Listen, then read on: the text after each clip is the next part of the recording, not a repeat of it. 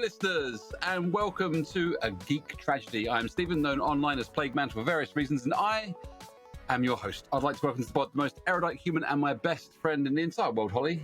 Well, Holly properly, I should say. How are you, Holly? I'm very well, thank you. I'm stroking a cat. That makes everybody feel better. He looks so pleased to be there. He's not. He's under duress. But, you know, he's purring, so it's okay. He's happy. And also, I will welcome our very own savage man and crafter par excellence, Mark Caudry. How are you doing, mister? I'm doing very well, though unlike Holly, I haven't come as a Bond villain this episode. But I'm doing fine. And how, good sir, are you doing? I'm not too bad. It's been a bit of a hectic week full of plastering and kitchens catching fire, but other than that, I'm all right, I think. Mark, I think you're not in a shed again today. I've been in the shed. I spend most of my life in the shed, but I like it in the shed. Oh, I've safe seen in your there. Facebook pictures, wandering the countryside and like, enjoying the sunshine. Yeah, And also telling us how many steps you've done. We've seen that. Hey, look, I'm just trying to keep healthy, okay? And quite old, and I need my foot. I need my footprints all over the place, you see, like a hobbit. But we'll come to Sully hobbits just booped later. my microphone. We will.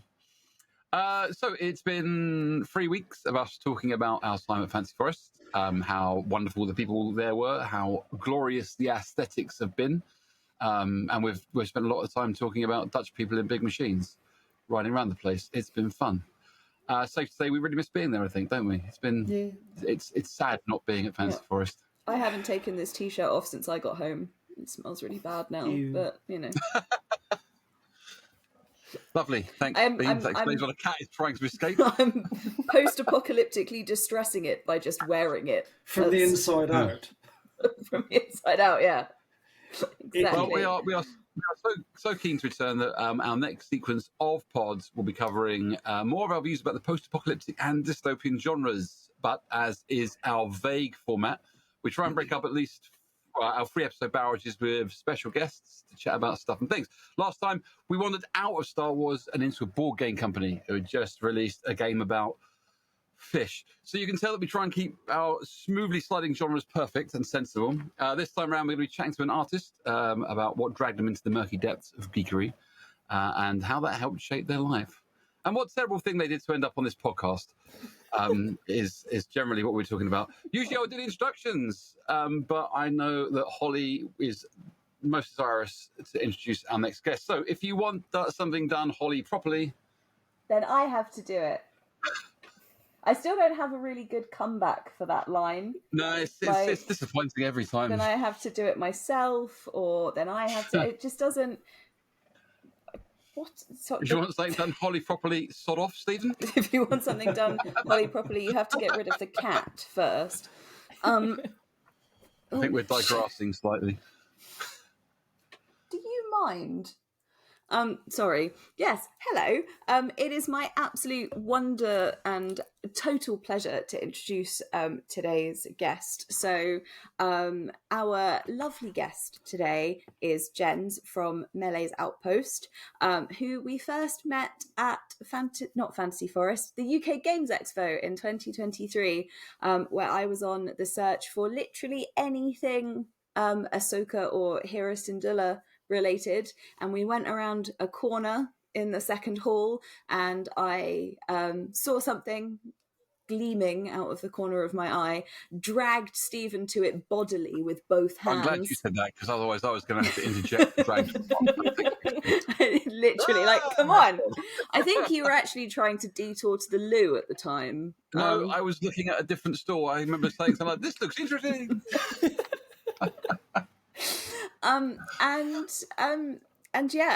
We found Jens and some incredible art, which I then bought lots of, and you also bought lots of, mainly you. You did.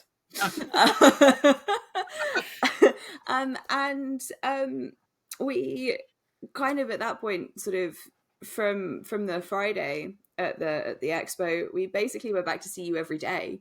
Yeah, I was like a Star Wars alien beacon, just like bringing you in like a ship. Come to me, spend money, buy the things. yeah. So like from then, I think one of the when we went to the expo this year in 2024, one of the first things that we wanted to do was come and sort of see you and say hello. And then you weirdly, I was in like the same place. I was pretty in exactly much the same spot as Yeah. the previous year. And we were like, oh, okay. So we went and found you. And then this time you had Lord of the Rings art too. And it was a lovely experience because you looked actually pleased to see us. Yeah, it's lovely. I was pleased to see you. I think what was strange for me is that my sister, who lives abroad, had flown home that same expo weekend, and I was trying to talk to you, but I was also having one eye of like my sister might appear, and I haven't seen her in about 12 months. So then I had to like skip off to go find her before she got lost. But I was very pleased to see you. Aww. That's nice. And then we saw you again at Fantasy Forest, and not in a you running a. I wasn't working. You were just there being a hobbit, which seems appropriate.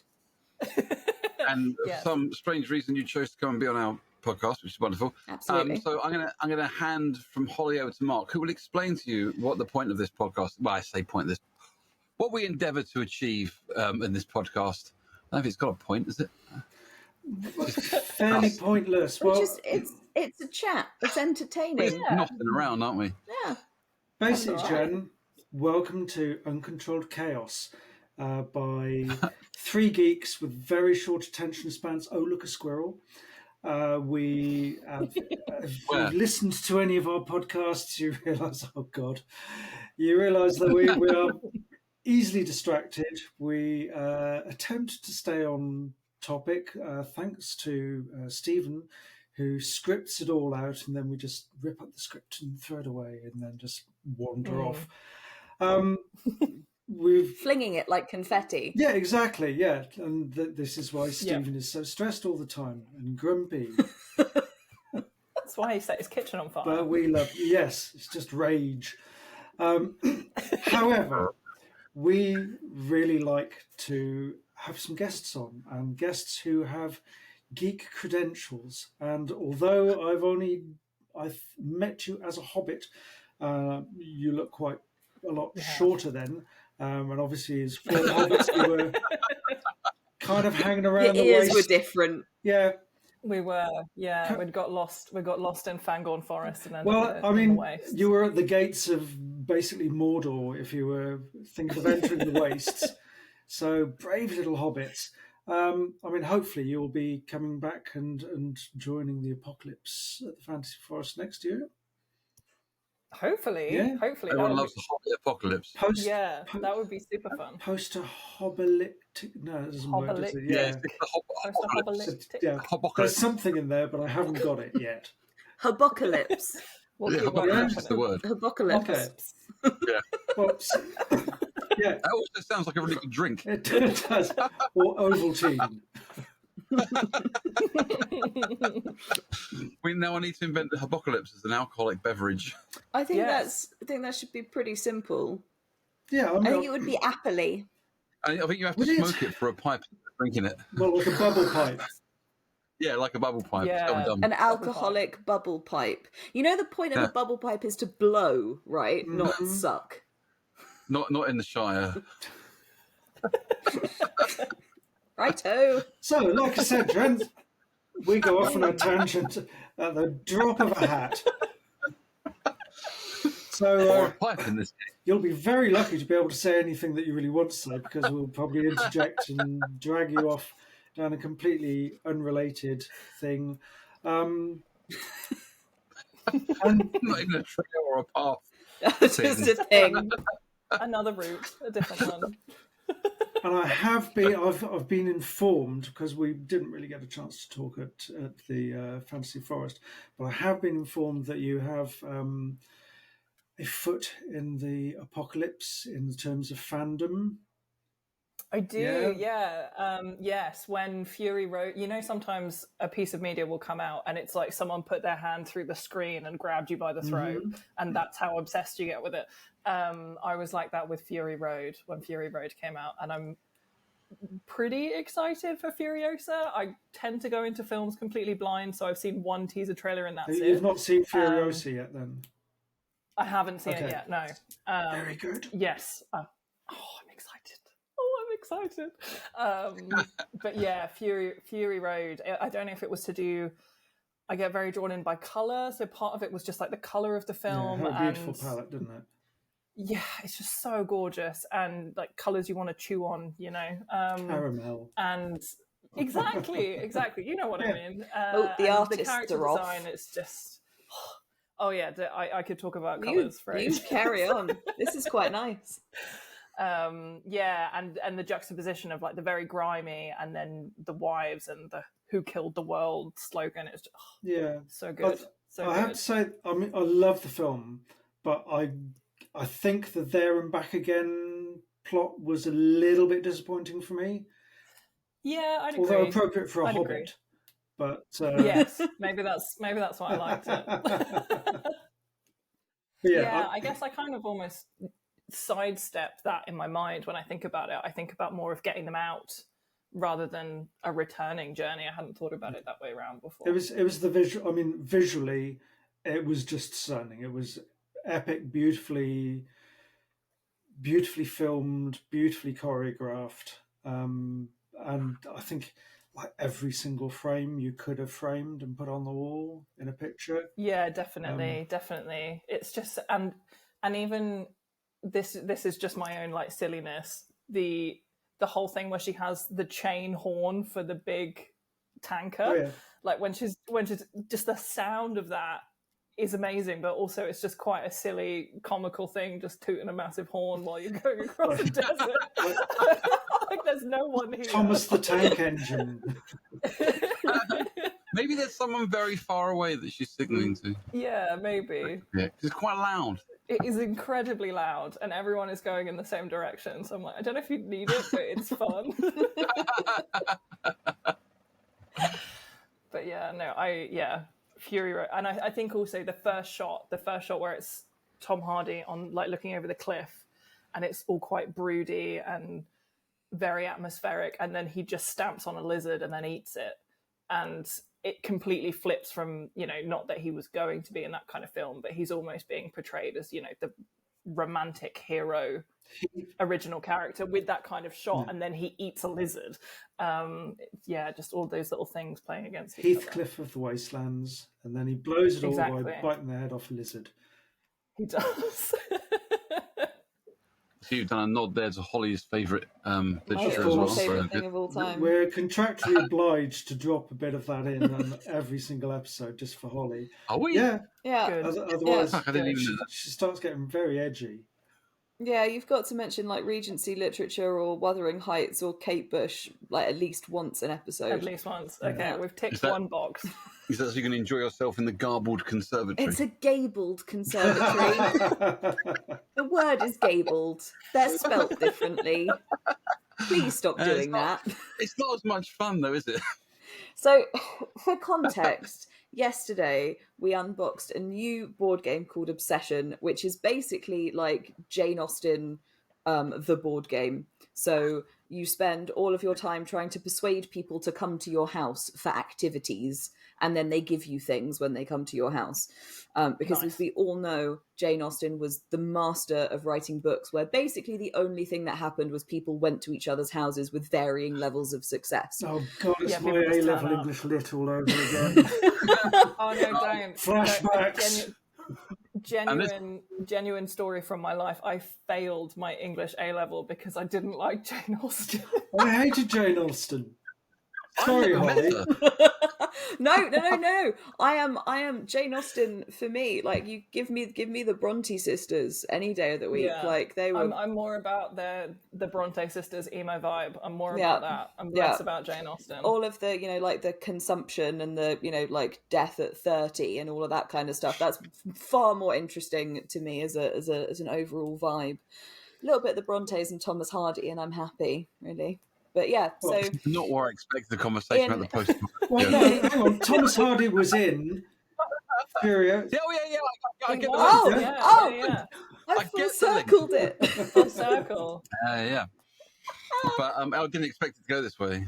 I just said Garbled Conservatory, and that was but that then was I it. had to explain it, and I still haven't explained it. still I went off on a tangent about Jane I Austen. Garbled Conservatory rather than the Gable Conservatory. That was it. It was awful. I chuckled to myself. You That's all did. that's important. You did. Why is it called Obsession? What's the obsession? The Oh, you've got to with you've got status. You've got to play money, it. money, and that's basically the obsession. Money, You're trying to get your status, marriage. impoverished family to marry into a big family. Yeah. Gotcha. It's all very silly. Good God, luck it with your sounds little awful. Regency people. Good game. Very good game. It was a really good game. But I'm more excited anywho, I'm more excited to open Rebellion today. I'm very excited to play Rebellion. everybody loves a Star Yeah. Wars game. Yeah. It is the Star Wars game as well. So outside of Queen's Gambit, but that's a conversation for another day. So yeah, we should probably kind of roll into the geek questions we wanted to actually ask Jens rather than just kind of carry on with. We can carry on talking about Wuthering Heights. That's fine. We've done that. With that pod's happened, isn't it? No, I talked That's about over. Rebecca. That's I didn't done. talk about Wuthering Heights. Yeah, but I thought in like back in the days of LARPing up that hill, we did a whole Wuthering Heights conversation No, I just because did- there was the I Kate just- Bush fact I of the did day. Kate Bush facts of the day.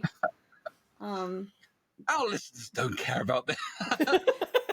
No one cares about Kate Bush as much as I do. I think that's obvious. I was actually thinking you were going to say listeners, but Holly, No, was- yes. Holly, I cared as much about Kate Bush when I was 16. Oh dear. Oh, that's sullied everything. That's what I'm here for. why is your cat involved? Don't bring the cat into it. Anywho, For question. the benefit there, Holly's cat is called Sully. So you see, I've got that. Anyway, so let's segue perfectly on that topic into asking Jen's geek questions. So you know, after see at this point, I'm supposed to say something like, well, after we've established what the show's about and a little bit of context about kind of how we walk through Fancy Forest, it's all going to seem a bit haphazard suddenly, but that's irrelevant, really, isn't it? Because it probably already is. Because we're going to ask you a bunch of questions, some of which you're prepared for, some of which you probably aren't. And we'll try and stay. We won't. I'm not even going to pretend that we're going to try and stay on Your target. script We're is just. already confetti, Stephen. Face it. I know. And we should start talking about leopards. Or spam. Or spam.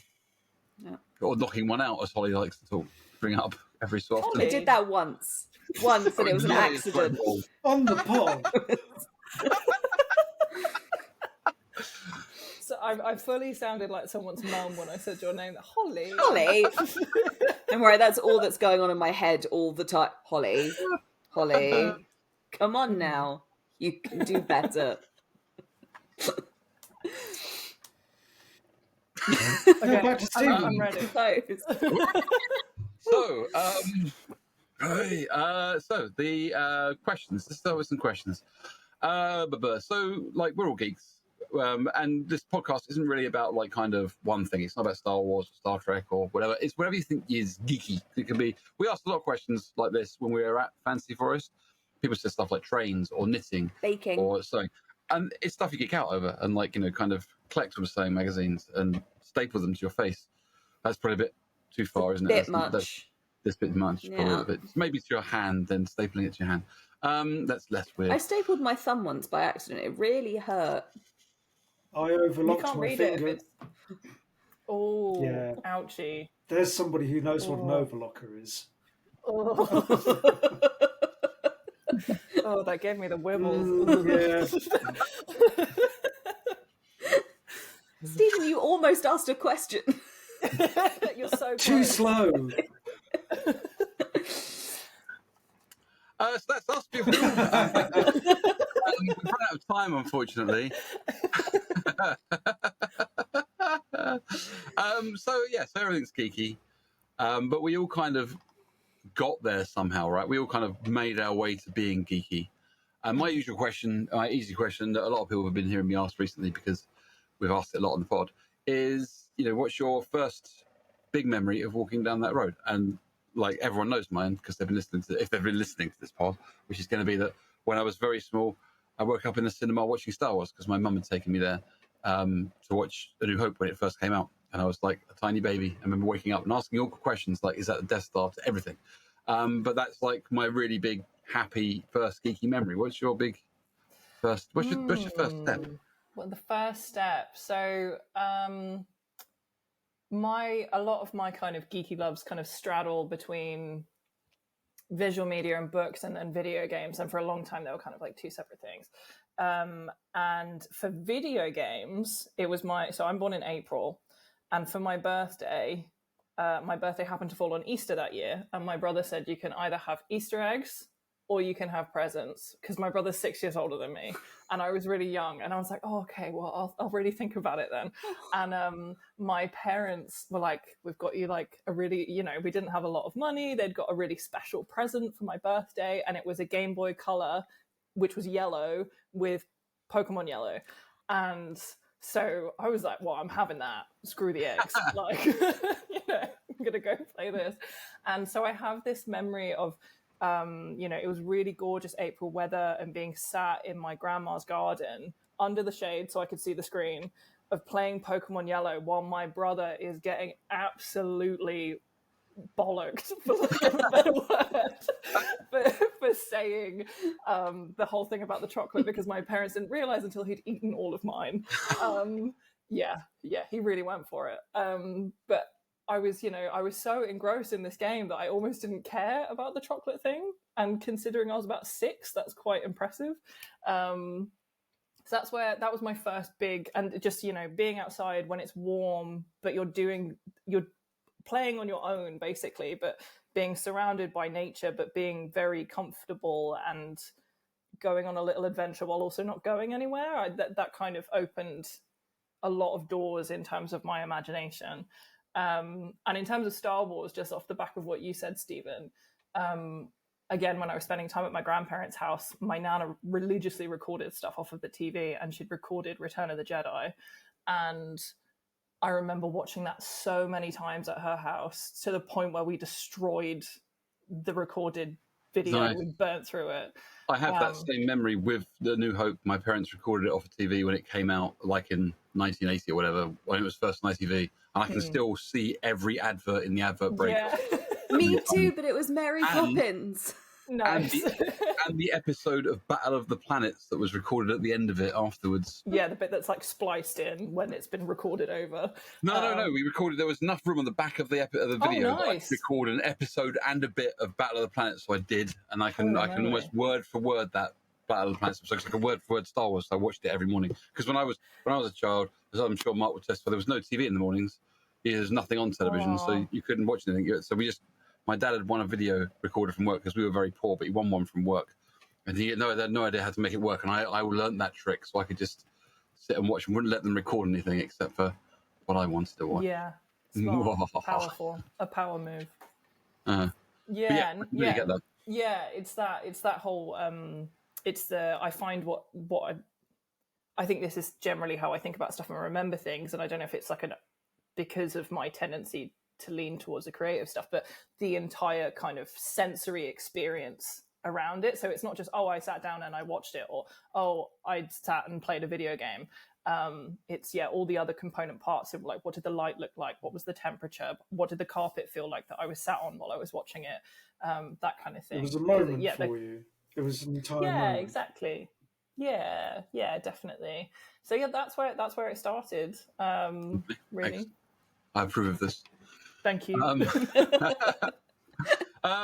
Excellent. Holly, have you got a question for our esteemed guest? I do. So on the pod previously, in the last few weeks especially, we've been talking sort of quite a lot about like different formats and different media, and how stories kind of translate through space and time in different media, from things like Wuthering Heights, from like book to film to manga, weirdly, and everything. I can imagine that being a great manga. It took me a long time to find one, but I found Holly a manga. It's Jane Austen. Does Heathcliff transform? No, although I think I've. What? You think the Transformers was a manga? Transformers made it. I'm so lost.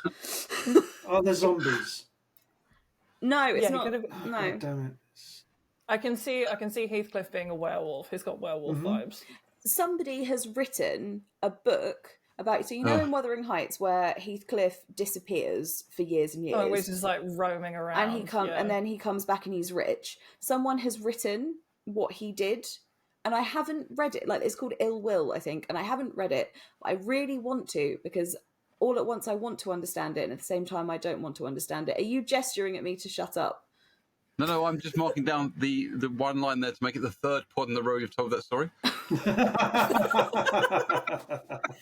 Getting the word out. This whoever the author is, they should send me they've scarred you, whatever. Anywho, so like with Star Wars and Lord of the Rings, you've got like so many different mediums across everything. Like, do you have a favorite, like, book to movie or movie to book? Or movie to video game, or video game to movie? One of, like, what's your favorite media crossover? There is a set of audiobooks of The Lord of the Rings that came out in 2015. I think it came out to tie in with The Hobbit coming out. And so it's not the Andy Serkis ones, it's the one before, and I should remember the guy's name, but is it Nigel Planer? Possibly, I don't remember. No, he did all the Terry Pratchett. He did do it. He did Lord of the Rings as well, though. Oh, right, okay. Yeah, I'm really sorry. I just can't remember. So it was like 2013 to 2015 that they were coming out, and so I listen to them when I'm working, and I have a point of re-listening to them every September. So my favorite book, hands down, to read is Two Towers, but the audiobook by this particular guy has just completely, consumed it in terms of which one I love the most, because I think it's a combination of they've got the music, they've got the soundtracks from the films, but just the way that this guy does all the different voices. Is it Rob Inglis? Yes, it is. Yes, that one. Him. Inglis? That guy, Rob Inglis. Yes. So, if you're listening to this, Rob, we love you. We do. Yeah, I love you very much. Thank you for accompanying me while I do lots of painting. I'm sorry, I thought you were Nigel Planer. Well, at least it doesn't matter. Yeah, it could be someone else. So what I find quite interesting is that, I love Two Towers. I think that's my favourite section of the main three Lord of the Rings books, because, I can't cope with it ending. So I just pretend that Return of the King doesn't exist sometimes. And it's my favourite film, it's my favourite book, but I found it very interesting that something could topple the place of the book. And even though it's the same words, it's kind of what you were saying about a different medium. Again, that kind of being cradled in a story. Yeah, it can kind of do that whole thing that you were talking about with like the moment of something, though, can't it? Because you're when you're listening to if I'm reading a book, I'm just reading a book. Like, I'm so in the words and the pages that I don't really notice the things that are going on around me. If I'm listening to an audiobook, you get more of that kind of like that washing over you sort of sensation. Yes. Yeah. And it gives you more of like a chance to, I guess, think about words in different ways when they're out loud. Yes, I think so. And it's like a bigger version of when someone sends you a text with no punctuation and you read it like, oh God, they hate me. And then, so it's the difference between reading a word and then listening to someone say a word. Obviously there is punctuation in Lord of the Rings, but you know what I mean? So much punctuation. So much punctuation. So many songs. And he sings the songs. Again, I completely get. When I was a kid, they had there was a 1981 version of it done by BBC Radio, and they did the whole thing. Have you listened to that? I've listened to snippets of it. I haven't listened to the whole thing. So it's got Ian Holm and Bill Nighy, because Ian Holm in that is Frodo. Yeah. Yes, yeah, and then they got him back as Bilbo. Yeah. And there's John the Mesra's in it. It's full of just absolutely outstanding voice actors, and they sing in that as well. And when I was like very small. And my parents would take me on holiday. We'd go to like the Cumbria or the Lake District. I would find somewhere quite mountainous if I possibly could and wander around. Because they did The Hobbit as well, just singing Far Over the Misty Mountains and that kind of stuff, just in my best voice, and taking them with me with my Walkman, and into caves and stuff, and listening to the whole story as I wandered around. It was absolutely wonderful, especially because then I was like 5 or 6. The Hobbit was reading the Lord of the Rings was actually quite a challenge. Yeah, that point. definitely. I think 'cause I tried to read it when the films came out. I was 7 or 8, and so I just could not. I tried to read the books. I've got a really beautiful set that my parents gave me that they got in the 70s sometime, and they cost 75p, and they're really nice hardbacks. Bloody hell! Excellent. I wish that was the case Me now. too. Well, I was only 3 when Lord of the Rings came out as a film. What? Oh God! Oh, are you talking about? Oh, you're talking Are about you Ralph talking about the Bakshi. animated? I am indeed. And they terrified the crap out of me because they had those like kind of animated / They're like real Rutgam style, aren't they? orcs. Yeah, rotoscoped orcs, and they were terrifying. Yeah, that was quite exciting. But yeah, no, I tried to read them when I was kind of too young to get into it, and then listening to it was such a different experience. And one of my friends made a good point that, you know, he's obviously Tolkien is very much inspired by the oral tradition, so having it read to you is kind of in keeping with that as well, which is just a nice experience to have. Well, for me, I was just saying, with the audio version of something like Lord of the Rings, for me, it was Hitchhiker's Guide to the Galaxy, which we've talked about in the previous episode. And that was my first introduction to Hitchhiker's Guide to the Galaxy. So for me, it's always been the audio version, which set the tones, set the mental imagery, and everything has had to live up to that. So the first time I ever listened, ever interacted with any Douglas Adams stuff was Hitchhiker's Guide as an audiobook in the car driving somewhere. As the audiobook or was the radio show? I think it was the book. Okay, because mine was the radio show. I'm pretty sure it was the book. I will double check. We definitely used to get tapes from the library and then like record them onto our own tapes. Yeah. Are we allowed to have criminals on this podcast? I don't know. No, if we can't, we should all probably leave. Yeah. I'll stay. We'll all go. I remember waking up and it was the stuff about the tiger in the basement when people were trying to get to the planning permission document, and that there was a tiger, and I woke up and was listening to it and was like, what? And it took a couple of trips in the car until we recycled back through the story so I could listen to it from the beginning again to what was actually going on. Yeah. Yeah, I think at that age particularly, like I think with Lord of the Rings for me, if I would try to read it at that age, it was very difficult. I was very put off by it, and I think if I hadn't listened to it, I wouldn't have got into it as much as I did. And like Mark, I found that was my first introduction was the audiobooks, the radio play for Lord of the Rings. And when I'm reading it now, I can still hear, you know, Ian Holm and stuff going on in my head.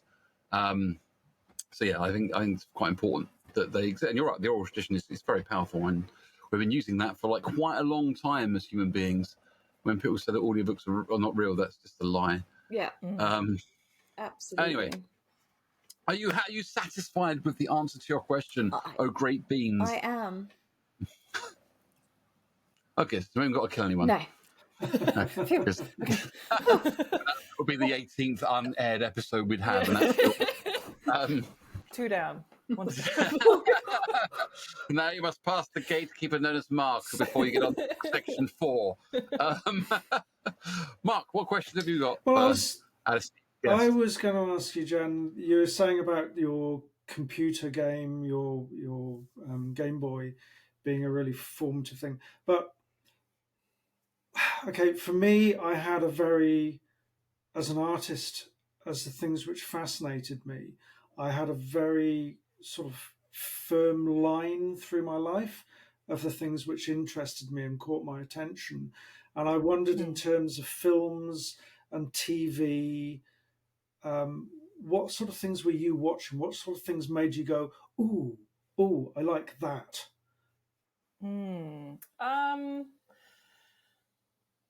Part of it, I think, the first thing that came to mind was just the idea of when you think of kind of story concepts is the hero's journey. Definitely that kind of narrative of like this little person in little place is going to go do this big, huge thing. So obviously it's that in a lot of the Tolkien stuff. In terms of Pokemon, you are literally a child, and then you're sent out into the world, and you've got to, you know, go and become the greatest of them all and defeat the Elite Four and all of that kind of thing. And as a kid, it was really, really challenging, for me anyway, because they didn't have save states and things like that. It just things died, and then they left forever, and then you were screwed. So I think in terms of narrative, it was little person doing big thing. I always found that very interesting. And in terms of visual, I think I've already kind of shown my obsession with color. So anything that was not necessarily just hyper saturated, but interesting colors in a way that it's like, what is happening over there? In the same way that you stop and look at like the sunset, if it's very pinky, orangey purples, and you're like, the way they're mixing together is so beautiful, and how did those colors come to be, and how are they interplaying with the stuff around them? So, you know, I would watch things, although I watched animation, we didn't have a lot of access to Disney stuff. So a lot of the films that I watched were things like The Swan Princess and The Last Unicorn. So they're very different in terms of the animation style. Mm-hmm. What's that guy called? The guy who always draws all the boys the same. He did Thumbelina. Yeah, I'm really bad at remembering names, but so it's that kind of stylized color, the idea of a quest made me want to keep exploring things. So I think a lot of my art inspiration definitely fell on the animation side until until the Lord of the Rings films came out, because I just wasn't seeing anything like that in, you know, live action. And were these mostly fantasy themed animations, films, TV series? Yeah, it was a mix of, it's a lot of fantasy and then like an amount of sci-fi. I've definitely always erred more on the side of fantasy. So, and if it's not in fantasy, it was a lot of anime. It was a lot of Japanese animation that I was watching. So lots of Ghibli, obviously, but that's kind of more fantasy. Yeah.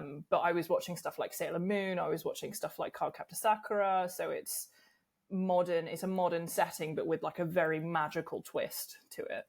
And that I always found that very interesting, and I was very obsessed with that for a long time. Cool.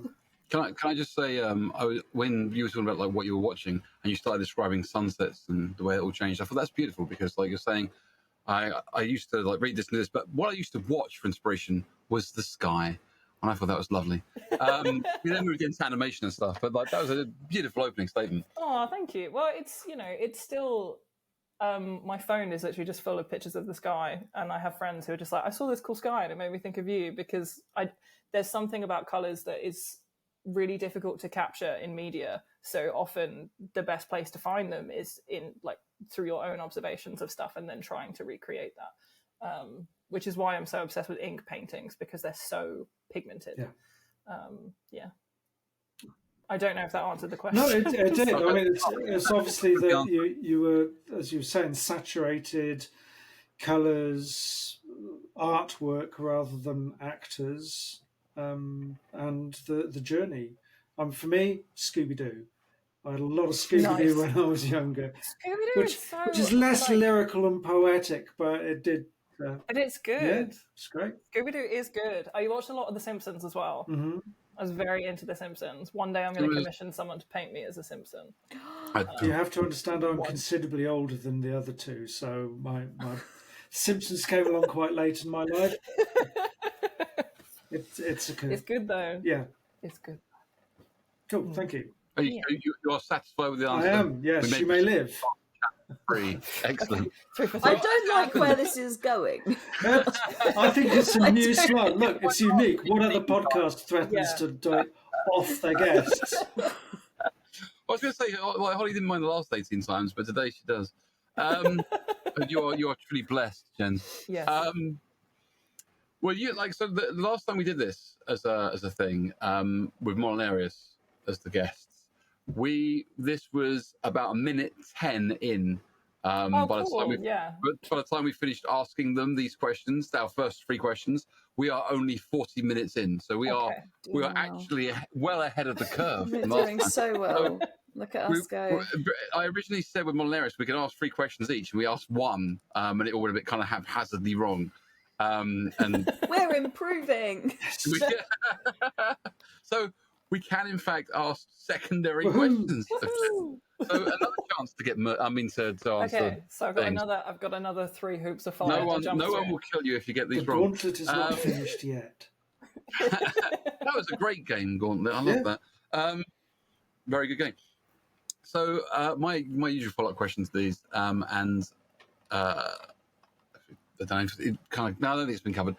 So like, I find like one of my favourite bits about being a geek, and well, just about being alive really, is that when I'm feeling absolutely awful or rubbish or crap, there are things which are tremendously good, happy triggers, even if they're sad, you know, like even if it's, and I don't know, it's like, let's say Kanan dying.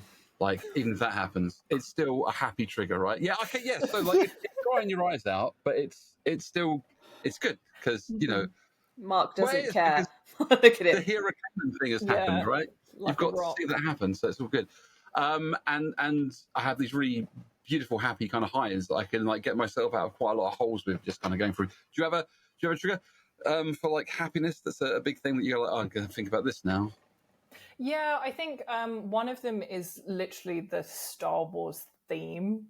Da, da, da, da, da, da. Like, I said that to you earlier. You did say that to me. Yeah, I've stolen your thing. But I'm going to take your story and I'm going to raise it by... I don't know if any of you guys have played Animal Crossing. Yes. New Horizons. And I have a small son, so yeah, by default, yes. Sorry, no. So it's okay. I'm going to tell you. Basically, you have your little island and you can create a flag and you can create a town song. And obviously this was during COVID lockdown times and, you know, everyone's on playing Animal Crossing, like desperately hoping it recreates life. And someone posted like a huge master list online of how to create different theme songs from pop culture using the Animal Crossing music creator. So my Animal Crossing Island theme is the Star Wars theme. So whenever anyone talks to me on Animal Crossing, it's like da da da da. And it's that little serotonin tingles in your brain. I think also there's One Piece I go back to a lot. I'm currently watching it. And I'm hundreds of episodes in, and just they're all really just lots of like horrible things happen in One Piece, but everyone is very just determined to try their best. And it's, you know, friends doing things against insurmountable odds. That makes me happy. So like any episode of that, if I'm just, you know, a slug and need something, on goes One Piece. What did you think of the live action version? I loved it. And because the visual effects and the physical effects in that show are so cool. And actually it goes back to kind of what you said earlier, Holly, about different interpretations. There was a lot of people who were a bit kind of butthurt about the fact that they changed the story, you know, moved things around. But there's no way that you're going to compress something of that many chapters and that many episodes into a series of, you know, I think it was 8 episodes.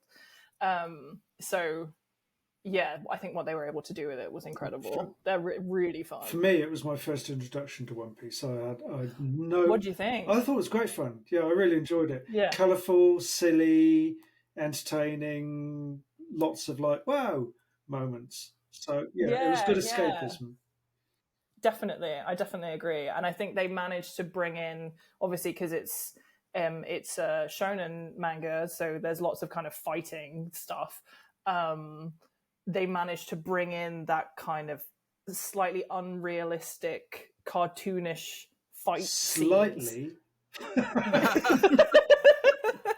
But they made not necessarily believable, but it didn't look dumb, you know? Sure. It did, yeah, they managed to kind of really nail that look. Not as Scooby-Doo as it could have been. I was watching it and thinking, because Fantastic Four is, and when he's watching the video, you can see I've got a poster up on the wall. Lots of stretching arm. But yeah, I've always been thinking, how are they going to do Mr. Fantastic and not make him look really stupid? Because it's a really stupid superpower. But seeing that in One Piece, going, yeah, okay, yeah, maybe. Yeah, maybe yeah, just they can do it.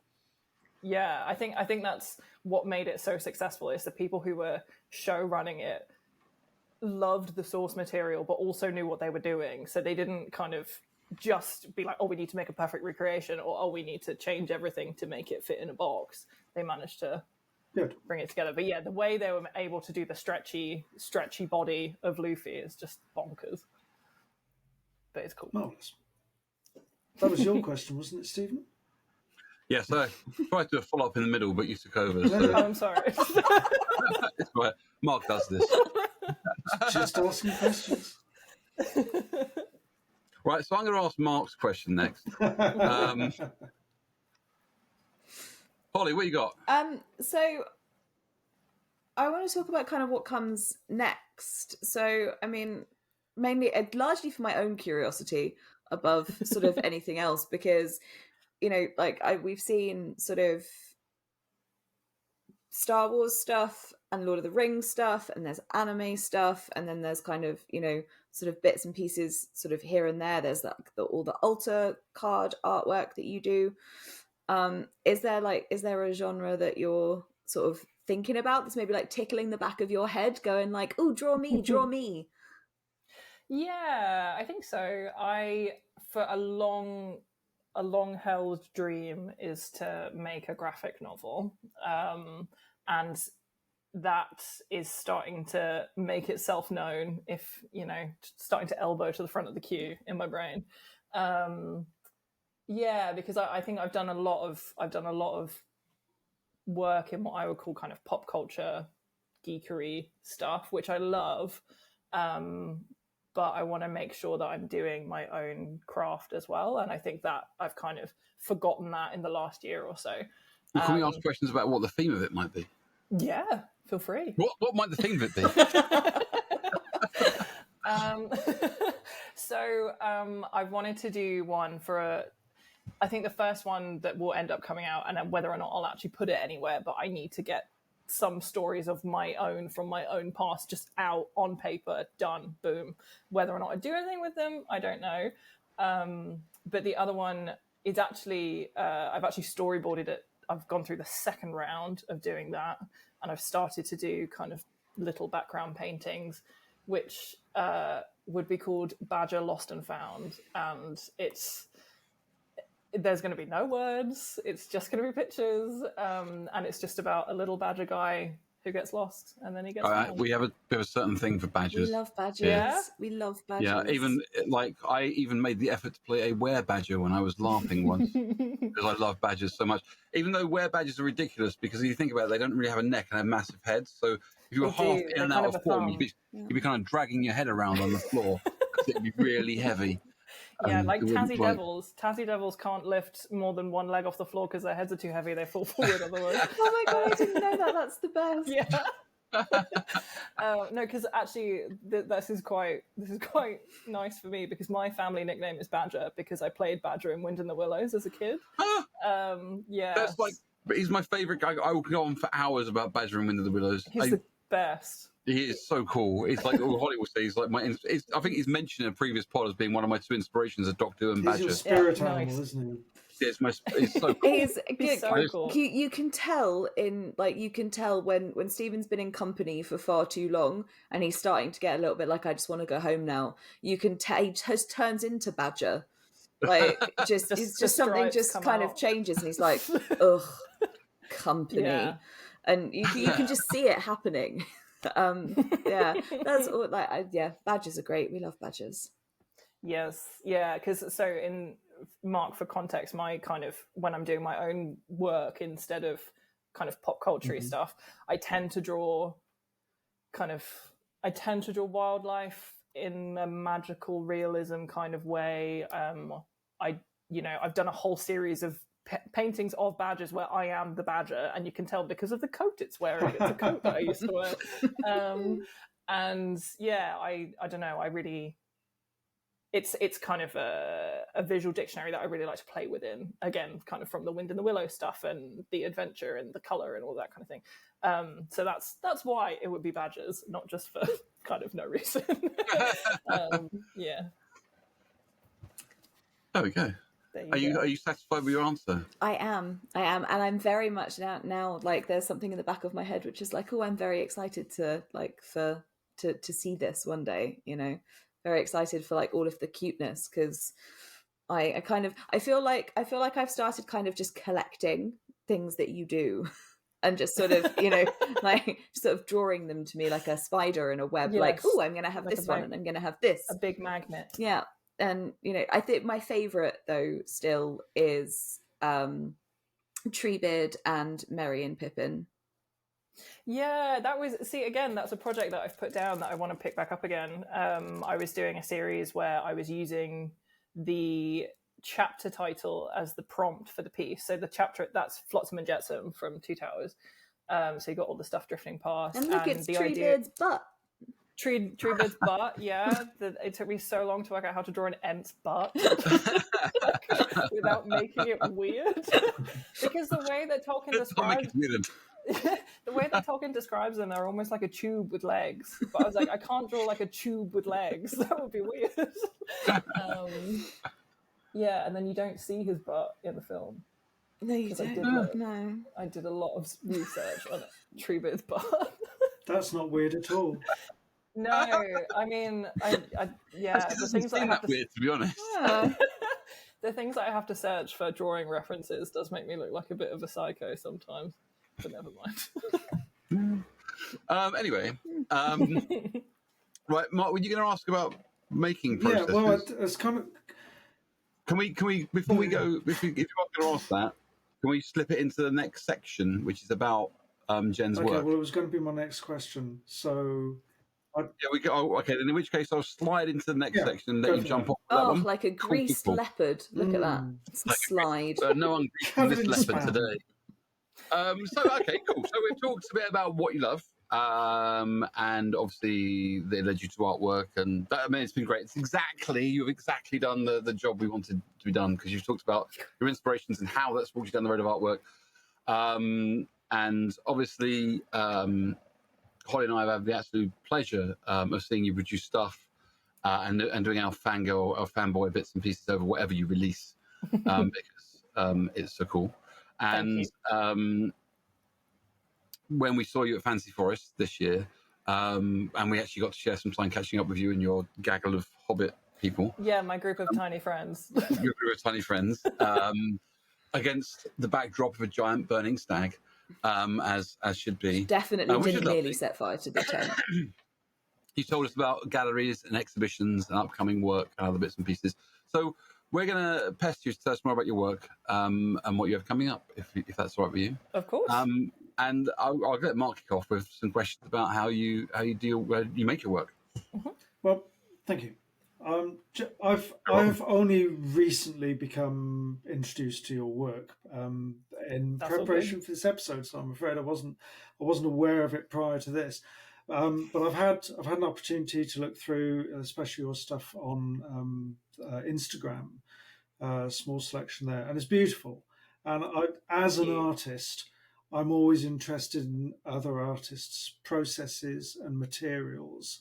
So I wanted to know a little bit about your paintings, the materials and processes you use for those. Is there any digital involved in it as well? And also the pins, what the process is of creating those, because I've seen people creating pins before, but I'm kind of interested in how you go about that. What is your process? Sure. If I do the art first. Yep. So pretty much, if it's a traditional piece, there's so that one, for example, there's no digital aspect involved aside from scanning it in and rotating it and making sure it's straight for printing. So I use cotton rag paper, and I use Indian inks and bleach and gouache. Okay. Pretty much for the paintings. Mostly because, again, coming back to my obsession with color, watercolor is fun. Acrylics are okay, but they tend to just destroy all of your brushes. And I don't want to do that. Inks pigment things in a way that I don't think anything else does. No. So to bring that level of color to my pieces, inks has to be the way to So go. there's a translucency to the inks, and they capture a bit of light inside them, don't they? They do, and also there are so many layers. I find it quite interesting to post on Instagram the stages of the work, because there are so many layers to one ink painting. It's not just one and done. You really have to build up, and as you were saying, it captures the light between those different layers. There's a sheen, there's a finish to the ink that reflects back at you, which is just delicious. That I don't think you necessarily get with acrylics. And gouache is just something fun to play with. It's good for putting bases down. It reactivates when you work into it, that kind of thing. And then in terms of the pins, so with the digital work, you're working on different layers and all your colors and things. It's then a case of finding a manufacturer who can make enamel pins that I am happy with the quality of, and then sending them a proof, working with Pantone colors, and then getting a sample, seeing if the colors have actually come out right. If they haven't, what do you change, sending it back, and that kind of thing. So it's a very this sounds silly, but it's a very manufacturing heavy process, enamel pins. And because they're all filled by hand as well. So if you imagine someone with a little syringe of enamel colors and they fill all the different individual cells, it's pretty labor intensive. But I like making shiny things. So well, I was going to say, there's kind of, in terms of materials, that there's a similarity between the inks that you're using and the enamels, because both of them have got a degree of translucency to them, and both of them capture light, and sort of there's shine, the sheen to both of them. So I think seeing your work translated into another medium, you've chosen a very good medium for that. Thank you. I think it's because I'm a magpie person. It's like the shiny things. Badger, I'm like, magpie crossover. Yes, badger with wings. Coming for you. Or it's the badger with a magpie mind. That's probably. Yeah. I mean, that means you've got more chance of getting what you want then as well. I see that. I'm going to come over there. I'm going to take it, and you can't really stop me because I'm a badger. Same colour. Exactly, yeah, you'd never know. Or maybe just like a badger and a magpie that are friends, and one's like riding on the back of the other one. Oh, that's a better story. It's a better story. Pie? Badge pie. No, that can be easily misconstrued. Let's move on.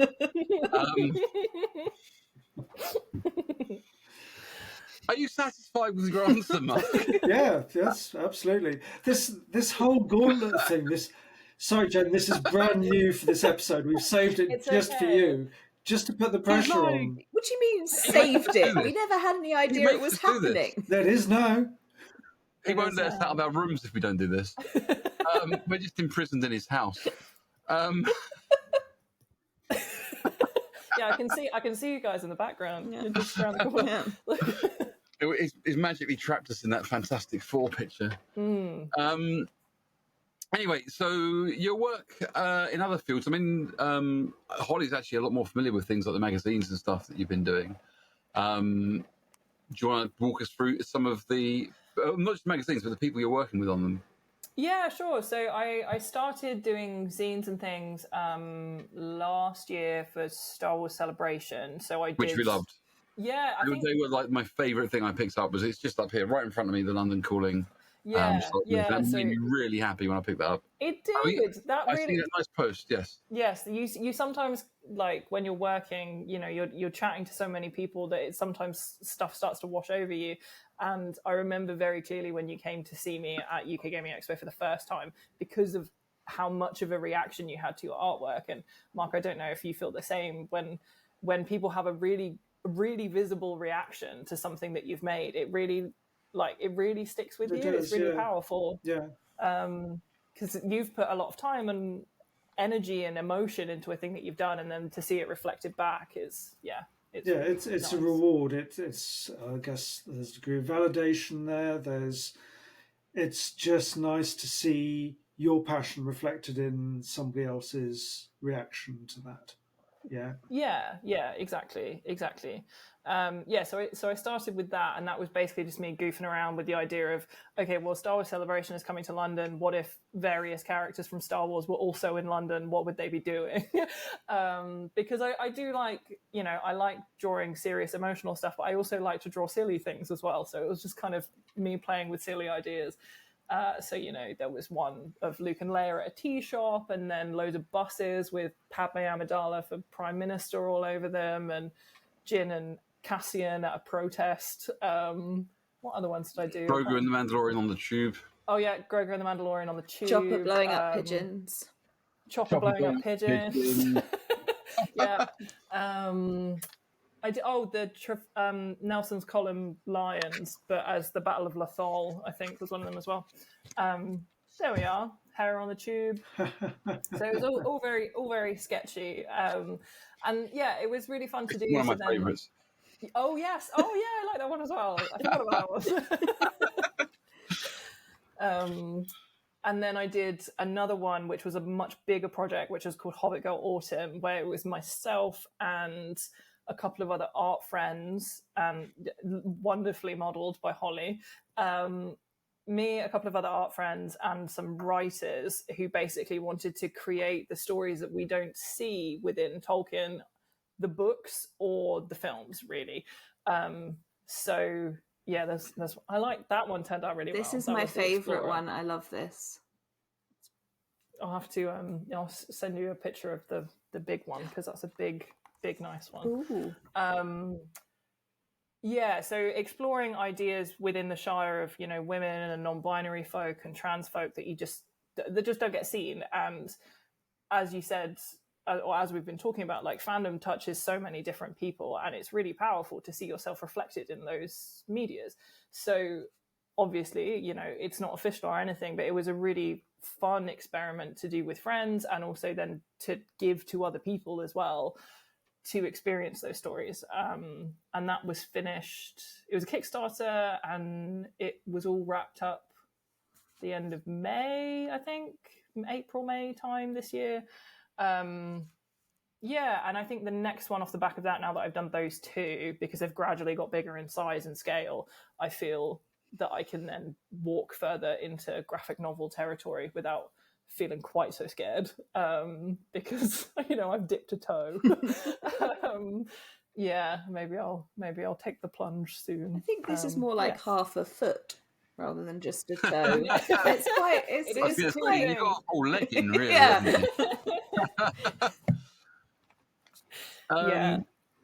Cool. I mean, you're so right. It was. I think I'm just reading back what I posted when we first met you, and I wanted to kind of go on about your work, and I said then that the community operates inside the cloak of gaming with those where it mostly coming from the LGBTQ plus community, and there's so much of that being in your work, which is really apparent just straight off the bat. And it was really, really cool to Anyway, let's move on. It was very cool. Thank you. Oh, I think you said in terms of exhibitions. So I have. Yes. I was going to say. So the last question on my list is, what's this exhibition about? Then you told us at the Fantasy Festival, that the Fantasy Forest, that you were doing this exhibition, and you told us that if everyone wanted to be involved in it, we'd have to take strange pictures of ourselves at unrealistic angles, so that our feet were prominently strange. Yes. And I remember listening to that and going, "What the what?" And then I think I've seen some art now that you've posted in places and gone like, "Oh right, yeah, I see what's going on here." But yes, do tell us in great detail and length for our listeners who might want to come and see your work. Who at the end of this will plug a bit further, but when you start following Jens, you obviously will when you hear this pod. And for all the links, you can come and find some exhibition work. Tell us. Of course. So there's actually two that I desperately need to get ready for. Both legs in. Yeah, 2 legs. We're running through that swimming pool. That's a difficult thing to do. It is. Jesus managed it, but that's about it, really. So the first one is Tolkien Society. So they have a big kind of not AGM, but kind of it's not even end of year, but the annual meetup of everyone in Tolkien Society, which I am a member of, and there's an exhibition there. So there'll be Tolkien-specific paintings coming soon that I need to finish. And then the other one, this again is me kind of moving more into my own artwork. So I've started doing I call them sketchy because I'm just, quickly getting stuff out, not thinking about painting or filling in the backgrounds or anything, and using very bright marker colors in the background just to block in color. Or not quite portraits, but not quite not portraits. They're kind of straddling the line between the two, but there'll be a collection of different people doing different stuff within one big piece. So it will be themed around something. So one of them is called The Breakfast Club Part 2, because there's already been The Breakfast Club Part 1. So I need to do a second one for that. But that is the Northampton Rutland annual show, and that starts at the beginning of September, and it runs until the end of September. And it's in Northampton, if you are in that area, which is where I live. Body's putting it into the diary. I don't. No, I'm just finding out how far away it is. Yeah, it's in the middle of the country. Yeah, it's as far away from the sea as you can get in any direction, and still be in England. Wow. Do you know? Yeah, it's the most landlocked. In America, if you're in like Iowa, you can be 1,000 miles from the sea in any direction. That's not nice. Crazy. No. I wouldn't. What if you really need to get to the sea? It's a long way to go for a paddle. Isn't It's it? a very long way. I think they've got lakes. You hope so. You'd really hope Surfing. When they're running, it is getting a bit dry over in America, though. so. Yes, a little bit dusty. Okay. Mm-hmm. So what's the other one? Those are the Those two. are the So Oh, that's it. That's Pay the attention, Stephen. Tolkien Art Show. Sorry, Come on, I got Stephen. distracted by the sea and conversations so about it. Tolkien Art Show and Northampton Rutland Yes. are the two big ones coming up. Oh, yeah. Yeah, and they've very nicely managed to align themselves, basically starting on the same weekend. So Excellent. lots of work to do. Of Yes, course, yeah. yeah. Feast or famine. Yeah. Exactly. But yeah. There we go. That basically brings us to the conclusion of questions we're going to ask about your work. I mean, do you have anything else you want to add in, throw in about you and what you're doing work-wise, or is that kind of the gamut of what you're up to at the moment? Getting ready to do a graphic novel, two exhibitions, obviously your Patreon work, your magazine. I mean, it doesn't sound like you're up to much. Yeah, well, this is the thing. I'll sit here and be like, I'm not doing anything, and then I'll write it all down, and then I'm almost, frozen by how much I have to do, which is always a fun thing to do. We can identify with that, I think. Yeah. So I just no, that's kind of it. Art is such a wonderful medium to explore the things that you love, and I think the one thing I would like to say is, because this is a conversation that I often have within convention spaces and online with other people enjoying the same fandoms as me, which is when people say, oh, but I'm not good at art, I can't do this because I am not good at art. And I really feel that A, you can make stuff even if it's not good, and B, every art person has gone through years of being not good to get reasonably okay. It's a sliding scale. It takes work and time, but anyone can make stuff, even if you don't put it anywhere, you don't show it to anyone. It's a wonderful way to express the things you love and, create representation that you want to see. There's some pretty funny things that I found in moving back to where I grew up as a kid, of Lord of the Rings artwork that I did when I was about 10, and it was like a self-insert Lord of the Rings character, because there were all we had was Eowyn and Arwen and Galadriel sometimes, and that was it, and they were the only options I had to look at. So I create, it's not good artwork, but I enjoyed doing it. And you can make things out of it, you can sell things, but that's not the reason to create. The reason to create is to enjoy it. Mm-hmm. Basically, that's my little art lecture. And that applies to anything, writing, painting, whatever you're doing. Because a lot of us spend that time writing and stuff, and people often ask me the same question: how can you just churn out all this stuff continuously? And well, I couldn't do it 30 years ago. I could write one thing every kind of month, and I thought it was awful. But now I can just continuously write stuff to a good standard. Because you've been putting in that practice. But what I wrote then is no less valid than what I'm writing now. Definitely. Like I do think there is an amount of joy, like when you go into someone's house and they've got all the pictures that their kids did on the wall. Yes. Experience that here. I'm genuinely thinking about playing with ideas of bringing out some of the artwork that I've done over the years, because I've kept it all, and like most of it is not great, but putting it next to things, it's just a thing that I'm playing with. Mark did not make that Fantastic Four poster. No, I was just looking at my shelf full of all my sketchbooks back from I think the earliest dates back to the late 70s. So keeping all your old artwork, it's difficult to throw away. Oh God, and you need to be able to see that journey that you've done yourself. Yeah. There's so much of you, isn't there, in like what you create, and putting it in the bin is not something you ever want to do. The thing I always say about being an artist is it's not a job. It's kind of who you are. It's what you are. Yeah. Yeah. Yeah. So you don't just be an artist because it's a job, because it's a really shit job to try and do. I wouldn't elect to choose it. I kind of wish I'd been an accountant, but I don't. I really don't. I'll just be financially better off. But it's like a very internal thing. It's part of who you are. So you can't throw away those earlier parts of you. So you end up keeping lots of sketchbooks. Yeah, boxes and boxes of sketchbooks. Mm-hmm. Yeah, but it's just, I think it's, fan art is such a crucial part of my fandom experience, both as a creator and as someone who has consumed it. That it would, people not making things because they're afraid it might not be very good is sad, I think. Okay, well, that has been a beautiful end to an excellent podcast. I think that's the most inspirational thing I've ever heard on the podcast. Well, there you go.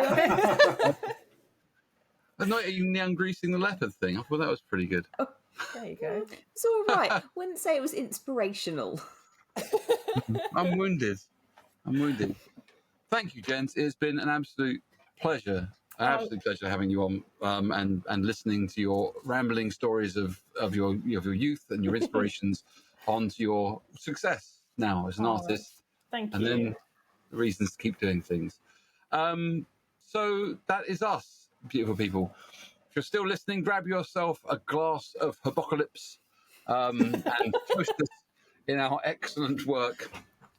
Yes. We hope that this far too short chat has led you to at least look at and hopefully then love the wonderful gens and their inspiring artwork as much as we do. You can find their work and such links that we will no doubt post on our social media. And at the end of this episode, Kit will work his wonderful magics. And go give them a follow. That's us for this week. Next week, we'll be back chatting about the ones of the very first post-apocalyptic works ever written. We'll talk dystopian matters and how the Daleks managed after the bomb went off. I'm going to say at the end of this that I didn't get a chance to introduce Kit like I said I would. Because in the middle of my introduction, which got as far as me going, like, how are you doing, Mark? We should then go straight into me going, how are you, Kit? And then Mark introduces me. Mark introduced me before I got to the Kit part. So I didn't get a chance to. Mark, you've got to learn to follow the script, man. You're blaming Mark. Well, yeah. It goes, you introduce Holly, Holly introduces me, I introduce you. No, you introduce Kit. If you look at the script. I never look at the script. Remember, it's confetti. That's exactly why you have no idea what's going on and why Kit gets left out. It's your fault. It says kind of here.